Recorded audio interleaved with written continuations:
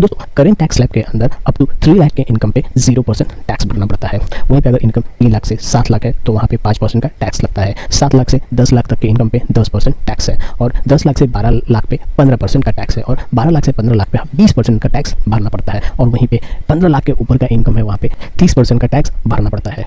Current tax structure के हिसाब से 7 लाख के इनकम तक 0 टैक्स भरना होता है, लेकिन जो सरकार ने अभी न्यू टैक्स स्लैब प्रपोज किया है पार्लियामेंट में उसके हिसाब से अब 12 लाख के इनकम पे 0 टैक्स भरना होगा। अगर आपका annual income up to 12 lakh है तो यहाँ पे आपको 0 रुपीज़ टैक्स भरना है। ये बहुत ही बड़ा रिलीफ दिया है सरकार ने मिडिल क्लास को। तो चलिए दोस्तों अभी प्रोपोज हम टैक्स स्ट्रक्चर देख लेते हैं। दोस्तों न्यू टैक्स स्लैब के हिसाब से अप टू 4 लाख के इनकम पे 0% टैक्स देना होगा।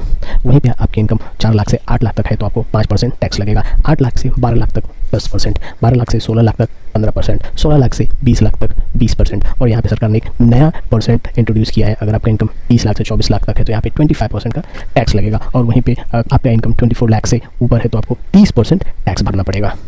प्रपोज इनकम टैक्स स्लैब के हिसाब से अप टू 12 लाख इनकम पर 0 टैक्स भरना होगा टैक्स पेयर को। 12 लाख के ऊपर के इनकम पे ही टैक्स भरना होगा। तो यहाँ पर सरकार ने बहुत बड़ा रिलीफ दिया है।